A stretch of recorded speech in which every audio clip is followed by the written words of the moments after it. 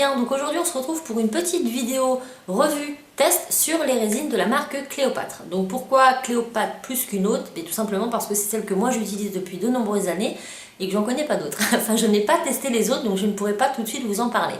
Moi je trouve la marque Cléopâtre géniale pour plein de produits. Si ça vous intéresse, je pourrais éventuellement, après avoir parlé des résines, vous faire une petite vidéo récap sur les produits que moi j'utilise au quotidien de la marque Cléopâtre et vous verrez qu'il y en a plutôt pas mal et qu'ils sont vraiment bien.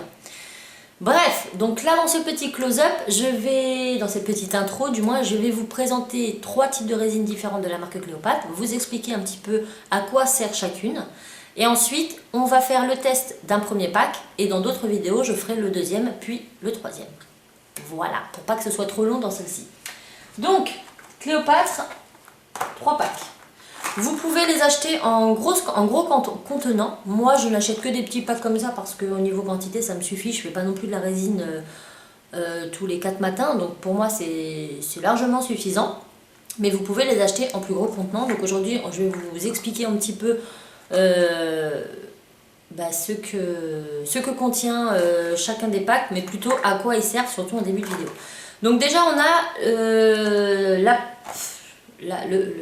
comment je pourrais dire, la base. Voilà, la base des résines, c'est celle-ci. Donc c'est la résine Cristal Diamant, donc Cristal Glass, donc toujours de chez Cléopâtre. Donc ça c'est une résine d'inclusion. Donc qu'est-ce qu'une résine d'inclusion? C'est une résine qui va nous permettre de couler en épaisseur. Donc c'est notamment celle-ci qu'on va utiliser pour faire des cabochons. On peut l'utiliser pour mettre dans des verres, en fond de verre. Enfin vraiment, dès lors où vous allez avoir de l'épaisseur dans votre création, que vous allez faire en résine, vous allez utiliser cette résine-là. Donc je vais vous montrer. Donc vous voyez par exemple, on peut mettre dans des verres, on peut faire des cabochons, tout ça. Donc je vais vous lire vite fait les petites notes qui se trouvent à l'arrière pour vous éclairer un petit peu plus sur ce type de résine. Donc Cristal Diamant, donc c'était l'ancienne Cristal Glass, donc ils ont changé les noms, voilà, donc Cristal Diamant, Cristal Glass, c'est les mêmes. Donc c'est une résine époxy composée d'additifs high-tech permettant d'obtenir 10 fois moins de bulles que les résines classiques. Donc ça c'est vrai, voilà, les bulles s'auto-enlèvent. Totalement transparente, elle est d'une bonne résistance aux UV et aux chocs. Elle s'utilise pour les grandes épaisseurs. La résine Cristal Diamant est très appréciée pour créer des bijoux avec des moules, des fonds de plateau avec incrustation d'objets, des inclusions dans des millions florales, etc. Donc je vais vous montrer à peu près vite fait ce qu'on peut revoir derrière. Donc là on a notamment donc, la création des cabochons. Donc moi c'est plus pour ça que je l'utilise, principalement pour mes bijoux en fil d'aluminium.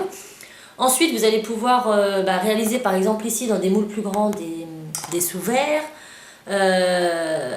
Qu'est-ce qu'il y a d'autre? Donc là vous allez pouvoir faire des fonds de plateau en incrustant, parce que lorsqu'on fait un fond de plateau, en fonction de ce qu'on va mettre dans le plateau, si c'est par exemple un plateau que vous avez vous-même peint et que vous voulez mettre une couche de résine par-dessus pour la protéger, celle-ci ne sera pas forcément nécessaire. Par contre, si vous voulez faire un fond de plateau et y mettre par exemple des grains de café, des petits objets à l'intérieur de votre résine, dans ces cas-là, ça va être beaucoup plus épais et vous allez utiliser celle-ci.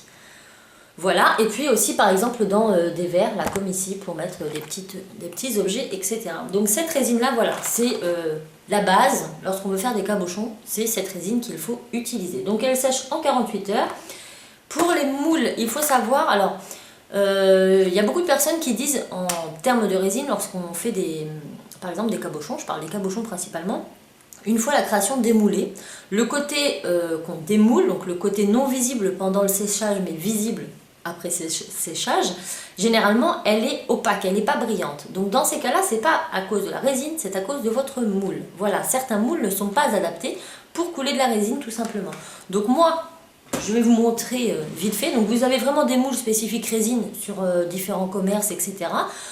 Qui sont vraiment étudiés pour ça. Et donc dans ces cas-là, votre réalisation sera vraiment brillante et glossy une fois démoulée. Mais vous pouvez utiliser donc des moules qu'on achète au commerce. Par exemple, des petits moules en silicone. Là, ce sont des moules pour faire des chocolats. Donc moi, j'utilise cela pour mes cabochons. Et mon cabochon, une fois démoulé, est très brillant. Vous pouvez utiliser aussi des moules à glaçons dans ce type-là, donc beaucoup plus souple. Là, c'est encore des moules à chocolat, me semble-t-il. Donc, c'est des moules qu'on retrouve dans les grandes surfaces et qui sont en silicone et donc très bien adaptés pour mouler de la résine. Donc voilà, si jamais vous avez un souci d'opacité, ça vient de votre moule et pas forcément de votre résine. Ensuite, nous allons parler de celle-ci. Donc la résine glace gel, donc résine époxy gel de glaçage. Donc celui-là va être encore pour une autre utilisation. Donc je vous lis un petit peu le récap derrière. Alors, glace gel est une nouvelle résine sans odeur composée d'additifs autodébulants. Donc transparente et très brillante, comme une laque, elle a une bonne tenue aux UV et au choc. Son aspect gel permet à la résine de s'arrêter sur les bords, jusqu'à 2 mm d'épaisseur sur résine, sur un support parfaitement droit. Donc cette résine, comme l'indique, c'est une glace gel. Donc elle n'est pas faite pour les inclusions, donc il ne faut pas faire des moulages avec, ça ne sert à rien d'essayer de faire un cabochon avec cette résine, ce n'est pas fait pour ça. Par contre, elle a la particularité, une fois sèche, d'avoir un aspect gel, comme vous savez, les ongles en gel UV vachement brillants, vachement glowy. Et ben cette résine va servir à ça. Donc elle va principalement servir, donc par exemple pour les fonds de plateau, mais par exemple pour différents cabochons. Si vous êtes par exemple polymériste, que vous faites des objets en polymère, des cabochons en polymère, des colliers avec, mettons, des ronds faits en fimo, et que vous voulez que vos ronds soient super brillants et tout, dans ces cas-là, vous allez utiliser celle-ci, elle aura un petit effet bombé, elle va garder un effet bombé, et une fois sec, elle aura un aspect vraiment très glowy. Donc ça, c'est vraiment parfait pour recouvrir voilà, des cabochons. Pour les fonds de plateau, pareil, si vous voulez quelque chose de très très brillant sur votre création, pour finaliser la création. Voilà, c'est vraiment pour... voilà, généralement, quand on fait de la fimo, je parle principalement en termes de polymère, on met sur certaines créations des vernis très très brillants pour avoir un aspect très très glowy. Et ben avec cette résine, c'est vraiment l'idéal. Vous allez avoir une finition vraiment au top. Et moi je l'aime beaucoup pour ça. Donc pareil, on reviendra sur un test plus tard et on verra ce qu'on peut faire avec. Et ensuite, j'ai la résine glaçant. Donc en fait, cette résine, une fois sec, elle a la particularité de rester en fait souple. Donc c'est une résine de glaçage, pas une résine d'inclusion. Donc pareil, c'est pas la peine de faire un cabochon avec celle-ci, ce n'est absolument pas fait pour ça. Donc c'est une résine de nouvelle génération composée d'additifs high-tech permettant d'obtenir une finition parfaite sans voile ni défaut de surface. Ultra brillante, elle est de très bonne résistance aux UV, choc et abrasion. Et elle a aussi la particularité, donc voilà, résiste à l'extérieur, aspect laqué, reste souple. Donc cette résine, elle va vraiment être parfaite pour recouvrir des créations que vous souhaitez qu'elle reste souple. Par exemple, pour le scrapbooking, ça peut être aussi très intéressant puisque vous allez pouvoir, admettons, recouvrir des photos avec. Donc moi, ça m'est arrivé plusieurs fois de faire des albums scrapbooking pour mes enfants.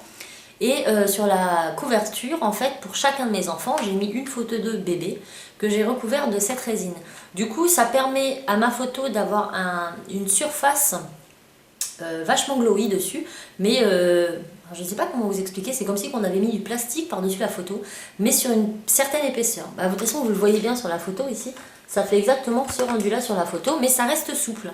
Donc ça, c'est vraiment une résine que j'apprécie beaucoup. Donc je vous montrerai dans une future vidéo comment l'utiliser, notamment sur des ailes de papillon qui, je pense, va sûrement en intéresser plus d'une. Donc on reviendra dessus. Donc chaque résine, comme je vous l'ai dit, a une particularité différente et ne va pas s'utiliser de la même façon. Enfin, elle va s'utiliser de la même façon, mais pas pour les mêmes choses. Donc pour la revue, c'est fait. Dans le test que je vais faire, je vais vous montrer des nouveaux produits de chez Cléopâtre que vous pourrez retrouver sur Place des Loisirs, puisque c'est là-bas que je les ai eus. Et ce sont des encres pour colorer la résine.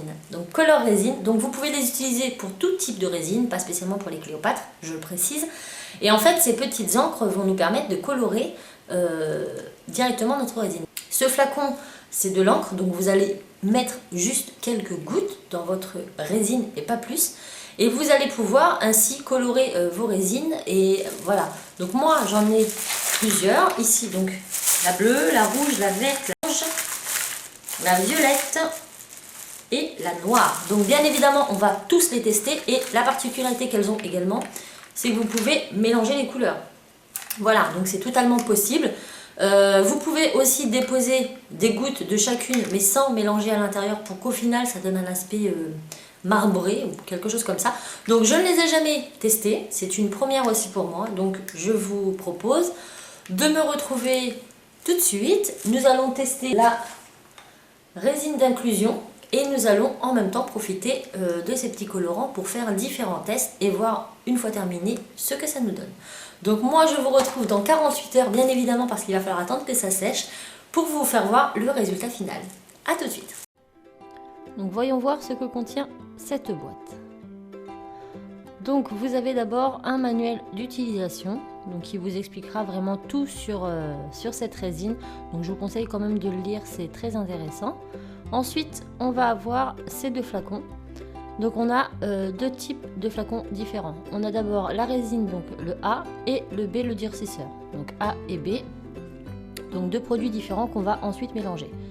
Nous avons ensuite deux petites spatules en bois pour mélanger notre mélange. On a deux petits gobelets, donc un pour chaque composant. On a une petite pipette si vous souhaitez mettre de la résine dans des endroits vraiment assez difficiles d'accès. Et on a une paire de gants à utiliser car la résine peut vous irriter les mains, donc c'est très important de les mettre. Donc là j'ai mis en accéléré, j'ai mis des petites lettres sur mes gobelets pour être sûr de toujours utiliser les mêmes.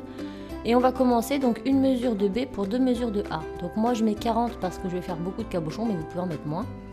Donc je commence par mettre une mesure donc de B pour deux mesures de A.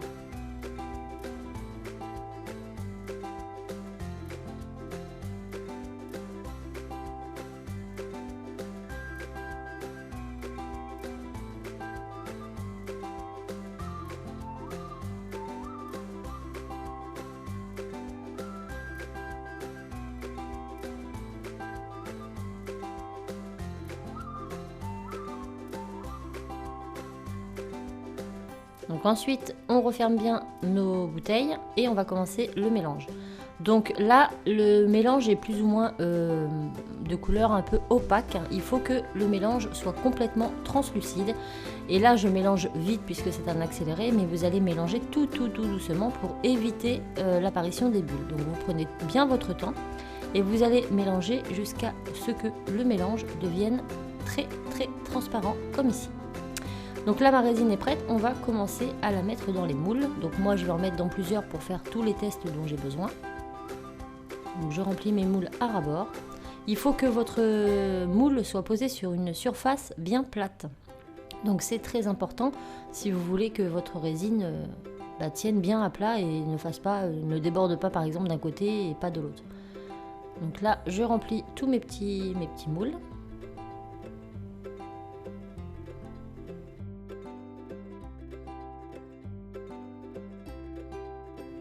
Et maintenant on va mettre nos couleurs. Donc je commence par la rouge, donc là je l'avais mélangée au cas où mais il n'y a pas besoin. Et je vais venir déposer 3 gouttes. Donc moi j'ai mélangé directement dans le moule parce que je voulais pas faire plusieurs petits contenants. Mais je vous conseille, si vous souhaitez avoir une couleur bien uniforme, de mélanger, par exemple si vous voulez faire plein de moules rouges, et bien vous mettez votre colorant directement dans votre petit gobelet avant de mouler, de façon à ce que ce soit vraiment bien homogène. Là vous allez voir après séchage qu'il va y avoir des endroits qui ne seront pas colorés dans ma résine parce que j'ai tout simplement mélangé au cure-dent à la va-vite. Donc là je mets toutes mes couleurs, donc j'ai mis le rouge, le vert, le orange. Ensuite, on passe au noir. Donc vous avez vraiment besoin de peu de gouttes, c'est très fluide. Donc les bouteilles vous feront vraiment très longtemps. Vous allez pouvoir faire beaucoup de moulage avec. Ensuite, on passe au bleu.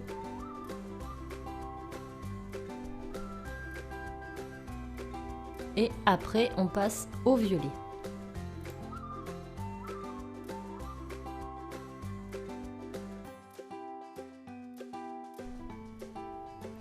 Donc là j'ai fait toutes les couleurs, maintenant il me reste comme vous pouvez voir 3 cabochons à colorer.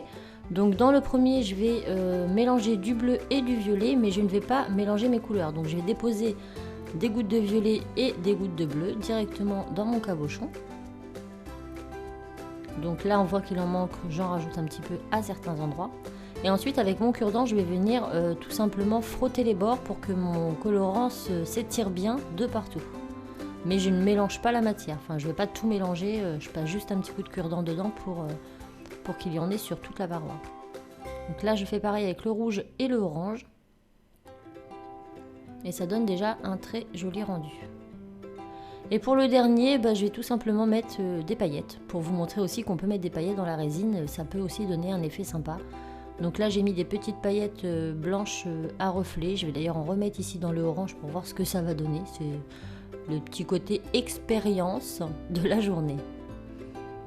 Et ensuite je vais venir mettre ces paillettes, ce sont des petits flocons, des petits losanges de bleu, d'un joli bleu.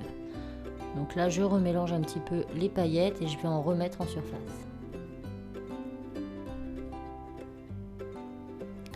Et maintenant on va laisser sécher 48 heures. Donc on se retrouve dans 48 heures. Les 48 heures sont passées, j'ai changé le vernis entre temps. On va démouler tout ça, donc vous pouvez voir que ça se démoule très très très bien. Et là on a le noir, donc c'est vraiment très très beau. Donc on peut regarder à l'intérieur, il y a des endroits qui sont un petit peu transparents, c'est parce que justement je n'ai pas suffisamment mélangé, mais je trouve que ça donne aussi un petit effet que j'aime plutôt bien, donc je ne suis pas mécontente de ce rendu. Ça permet vraiment d'avoir des rendus vraiment différents, ça fait un petit peu un effet vitrail à l'intérieur que j'aime vraiment beaucoup. Ensuite la orange et les paillettes, qu'est-ce que ça nous donne?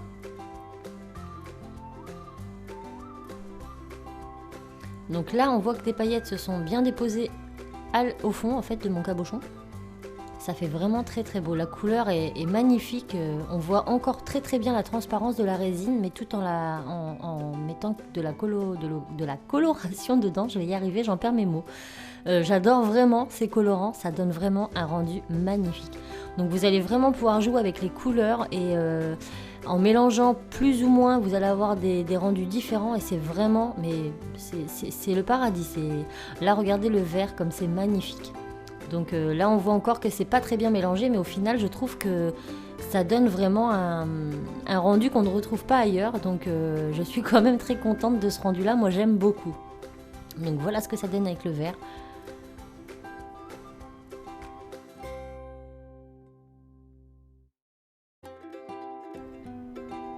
Donc passons maintenant au rouge. Donc comme vous pouvez le voir, les moules en silicone, mon cabochon est vraiment très très glowy, très glossy de partout. Donc le rouge c'est plutôt sympa aussi, ça donne vraiment un effet assez particulier. Enfin je ne saurais pas trop vous expliquer, mais c'est plutôt sympa. Je pense qu'en rajoutant des paillettes ou d'autres petites fantaisies à l'intérieur, ça peut vraiment... Enfin si vous avez de l'imagination, je pense que vous allez pouvoir faire des cabochons vraiment vraiment uniques, quoi. Bon, on passe maintenant au bleu. Donc voilà ce que ça donne. Il est trop beau. Il est vraiment trop trop beau. On pourrait presque croire un fond marin. Voilà ce que ça donne avec le bleu. Donc là encore, je précise, je n'ai pas bien mélangé. Si vous mélangez bien, vous aurez quelque chose de vraiment très bleu. Mais je trouve que ce rendu est assez unique. Là, on a le violet. Regardez le violet comme il a vraiment un aspect particulier aussi. Il est vraiment beau. Donc, je regrette absolument pas ces colorants. Je pense que je vais m'amuser à en faire pas mal pour mes réalisations en fil alu. Maintenant, on passe au mélange. Donc, le bleu et le violet. Qu'est-ce que l'on obtient? On obtient ceci. Donc, c'est vraiment très très chouette. Donc après, en fonction de la quantité que vous mettez, plus de bleu. Là, j'ai mis plus de bleu que de violet. Mais on voit quand même un peu de violet à l'intérieur. Maintenant, on passe au rouge et au orange. Et pareil, on distingue un petit peu moins le orange, mais on le voit à certains endroits. Ça donne une petite particularité. Et là, si je vous montre le dôme, je vais essayer de vous montrer le dôme, mais c'est pas forcément... Ah voilà, vous voyez que c'est vraiment chouette. Ça donne vraiment un aspect... c'est vraiment très très beau. Je suis très très contente de ces colorants. Et maintenant, là j'avais pas mis de colorant, j'avais juste mis des paillettes, mais ça va vous permettre de vous montrer aussi qu'on peut mettre juste de la résine et des paillettes et on peut obtenir quelque chose de très très très très très joli également pour agrémenter un petit bijou. Donc voilà ce que l'on obtient juste avec des paillettes et de la résine. Donc voilà, le test est terminé, on a testé toutes les couleurs, moi je les aime toutes. J'espère que cette vidéo vous sera utile et vous aidera. On se retrouve très vite pour d'autres résines. En attendant, je vous fais plein de bisous et je vous dis à très vite dans une prochaine vidéo. Bye!